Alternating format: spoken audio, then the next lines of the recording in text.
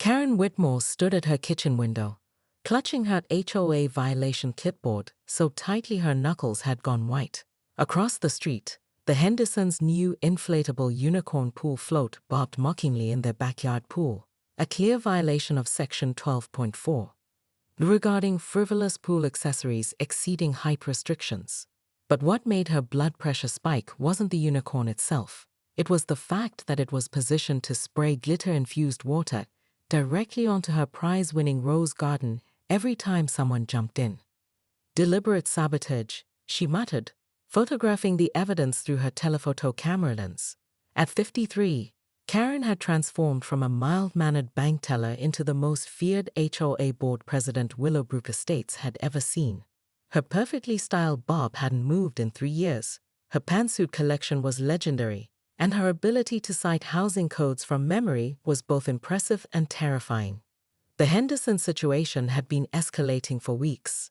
It started when she'd issued them a citation for their mailbox being painted sunset orange instead of the approved autumn harvest. They'd responded by hosting increasingly elaborate pool parties, each one featuring more inflatable animals and louder music. Yesterday's party had included a mariachi band and a mechanical bull positioned dangerously close to the property line. "Harold," she called to her husband, who was hiding behind his newspaper in the living room. "I'm calling an emergency board meeting. The Hendersons have crossed a line that cannot be uncrossed. Maybe you could just talk to them," Harold suggested weakly, not looking up from the sports section. Karen's eye twitched. After 28 years of marriage, Harold still didn't understand that talking was for people who respected authority. The Hendersons clearly didn't respect the sacred covenant of homeowner association bylaws, which meant they needed to learn respect the hard way. She dialed the first number on her emergency contact list. "Ladies? Yes, it's Karen. We have a code red situation. Pool float anarchy, possible noise ordinance violations, and I suspect they're using non-approved pool chemicals. The glitter could be environmental terrorism." Within an hour, Karen had assembled her inner circle in the community center. Gladys Morrison from Lot 47, treasurer and amateur legal expert. Bob Hutchins from Lot 23, enforcement officer and retired mall security. And Margaret Chen from Lot 61, secretary and professional grudge holder. They sat around the folding table like generals planning a siege. "The Henderson problem requires decisive action," Karen announced, spreading aerial photos of their property across the table. "They think they can flout our carefully crafted community standards with impunity. They're wrong." "What exactly are you proposing?" Margaret asked, adjusting her reading glasses nervously. Karen smiled, an expression that had made grown contractors flee job sites. "We're going to conduct a full compliance inspection, every inch of their property. Every plant, every paint chip, every decorative element. If there's a violation to be found, we'll find it." "Isn't that a bit excessive?" Bob shifted uncomfortably in his plastic chair. "Excellence is never excessive, Bob. It's necessary." Karen's voice carried the conviction of someone who'd spent years perfecting the art of residential intimidation. "The Henderson family moved into our community 3 months ago. In that time, they've accumulated 17 minor violations and 4 major ones. They clearly need guidance." What Karen didn't mention was how the Hendersons reminded her of her own family before the HOA consumed her life. Spontaneous, messy, genuinely happy. Their laughter drifted across the street every evening, a sound that had become increasingly foreign in her own perfectly ordered home. She'd convinced herself that her resentment was about property values and community standards, but the truth was messier than she'd ever admit. The meeting ended with Karen scheduling a comprehensive property evaluation for the following Saturday, coincidentally the same day as the Hendersons' daughter's 8th birthday party. Saturday morning arrived with the intensity of a military operation. Karen had prepared for weeks, creating detailed checklists, measuring devices, and what she privately called the violation arsenal, a collection of HOA regulations so obscure that even the most compliant homeowner would struggle to meet them all. She'd even invested in a moisture detector after reading that soggy mulch could constitute a drainage irregularity. The Henderson house buzzed with birthday party preparations. Colorful streamers hung from every surface. A bounce house dominated the backyard, and the controversial unicorn float had been joined by an entire navy of inflatable sea creatures. 8-year-old Emma Henderson raced around in a sparky mermaid costume, her joy infectious enough that even some of Karen's usual allies were smiling. "Remember," Karen addressed her inspection team, "we're here to ensure compliance with community standards. Personal feelings have no place in regulatory enforcement." But as they approached the Henderson property, Karen felt an unexpected pang of doubt. Through the fence, she could see Emma's grandmother hanging a handmade happy birthday banner that was clearly 4 inches too wide for the approved signage guidelines. The old woman's hands shook slightly as she worked, and Emma helped by holding the ladder steady. "Unauthorized temporary signage," Bob noted dutifully, ticking his measuring tape. "And that bounce house violates the temporary structure permit requirements," Gladys added, consulting her tablet. "Should have been filed in triplicate at least 72 hours in advance." Karen nodded, but something felt off. She'd expected to feel her usual surge of vindication, the satisfaction of catching rule breakers in the act. Instead, she felt like she was watching someone kick over a sandcastle. Mike Henderson, a soft-spoken elementary school teacher, noticed them first. He walked over with the patient expression Karen had come to associate with people who dealt with difficult personalities professionally. "Good morning, Karen, ladies, Bob. Beautiful day for an inspection, isn't it?" His tone was polite, but weary, like someone who'd been expecting this confrontation. "Mr. Henderson," Karen replied formally, "we're conducting a scheduled compliance review. I trust you received the certified notice?" "I did, though I have to say, the timing seems a bit coincidental." He gestured toward the party setup. "Emma only turns 8 once. Compliance doesn't take holidays, Mr. Henderson, or birthdays." Karen's voice was steady, but she noticed Emma peeking at them from behind the bounce house, her earlier excitement dimmed by the presence of adults with clipboards and serious expressions. What followed was the most thorough property inspection in Willowbrook Estates history. Karen's team discovered violations that bordered on the supernatural. The mailbox post was 2.3 inches too tall, 3 rose bushes exceeded the maximum height for decorative flora, and the welcome mat featured a font that wasn't on the approved typography list.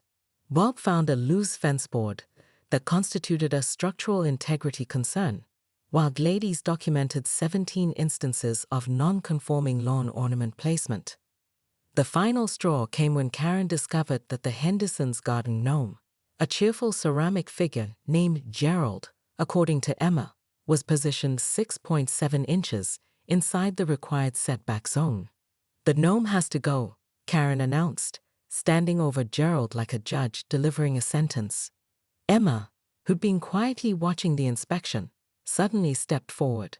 "But Gerald protects our garden. He scares away the rabbits."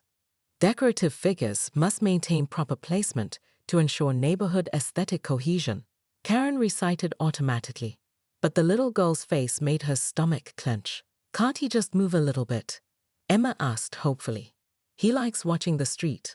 Karen looked at the gnome, a ridiculous ceramic creature with a painted smile and a tiny fishing rod, then at Emma's hopeful expression.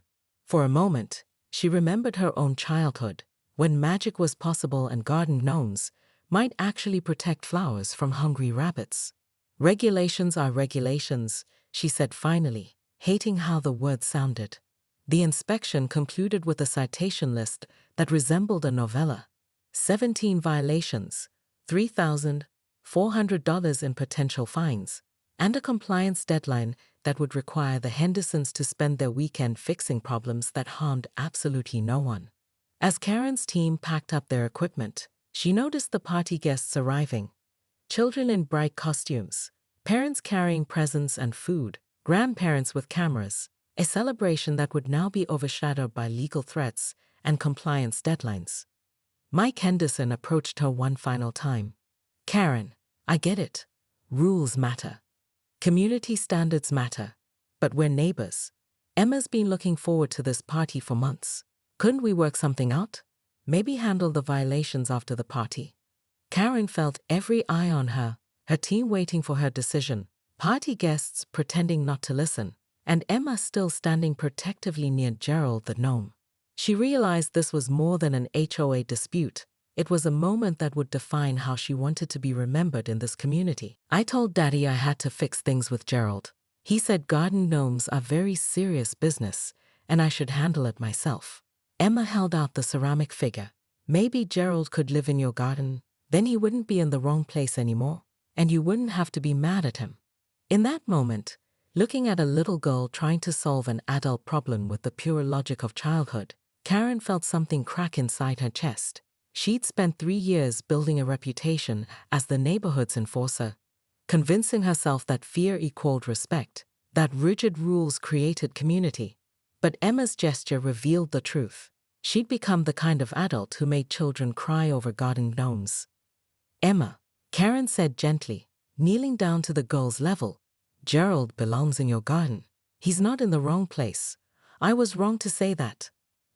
But the rules. Sometimes rules need to be more flexible than the people who enforce them. Karen touched Gerald's painted hat.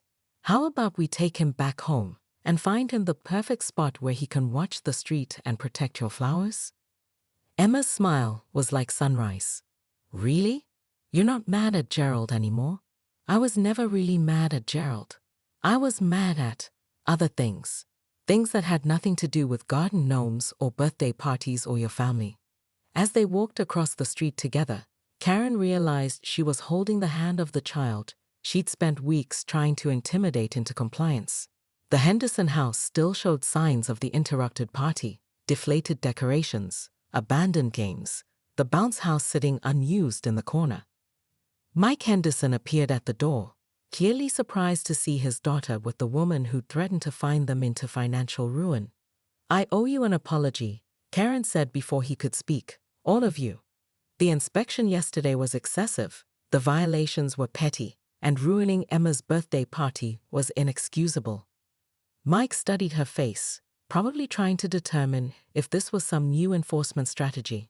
I'd like to call an emergency board meeting, Karen continued, to discuss revising our violation review process.